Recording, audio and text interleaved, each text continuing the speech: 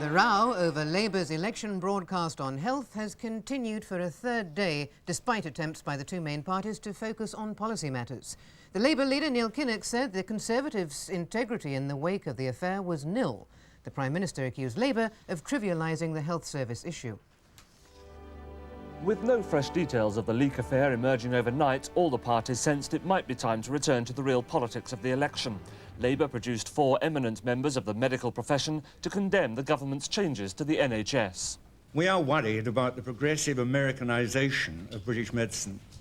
We're worried about a situation in America where you have to be insured to get treatment. But inevitably, Mr Kinnock was pressed further on his election broadcast and its aftermath. He said the integrity of the Conservative Party on the matter was nil.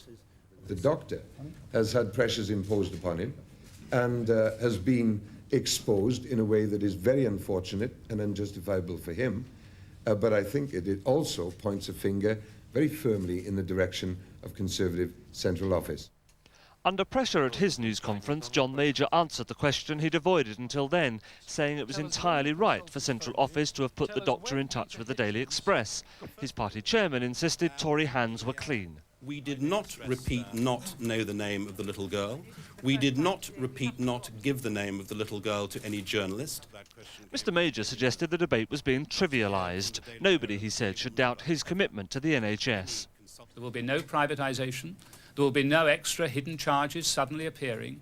We are going to continue to fund the National Health Service, build up the National Health Service, and make sure it continues to extend the service it has been building up and extending in recent years.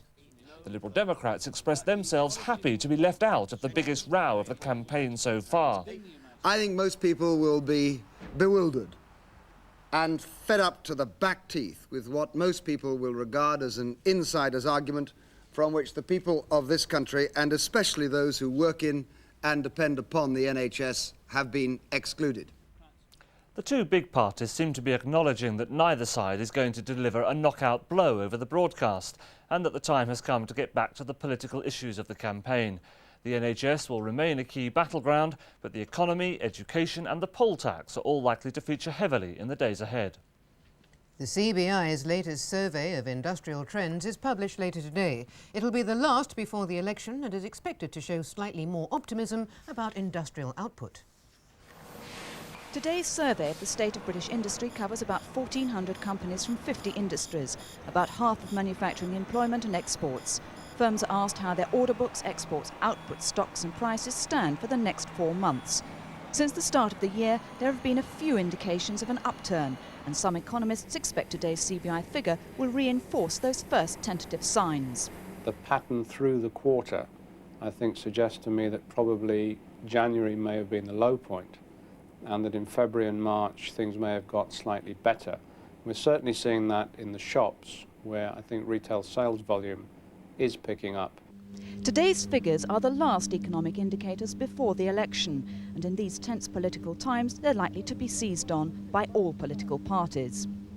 Shell says it expects to reduce its workforce by around 40% over the next 10 years.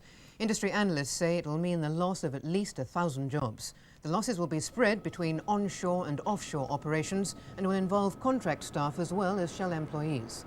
Technological advances mean that new oil platforms require about a quarter of the staff needed on older rigs. Strike action by First Division footballers could move a step closer today unless a meeting of club chairmen and the new Premier League can satisfy their demands. Footballers will be asked to fill in a strike ballot if the meeting winds up without an agreement on pensions and television revenue. The Professional Footballers Association says a strike is a definite possibility. And that's it for now. More news at 1 o'clock.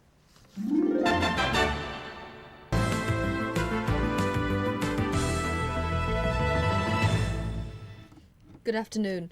British Airways managers are meeting union officials representing cabin crews at Manchester Airport today in an attempt to avert industrial action. 300 cabin staff are threatening to strike over contracts for BA's new regional airline. 2 men from Essex are appearing before magistrates in Chorley today, charged with conspiring to defraud banks of more than £15.5 million. Peter Redpath and Michael Salmons were arrested by detectives investigating the murder of the Lancashire accountant David Wilson. The High Court in London is to consider whether a 5-year-old boy from Oldham can be declared homeless and given council accommodation. The boy's parents were refused a place on council waiting lists. If the boy wins, his family could move in with him. Lancashire's cricketers start a 2-week pre-season tour in South Africa today. They've been told to stay inside their Johannesburg hotel because of fears of street violence.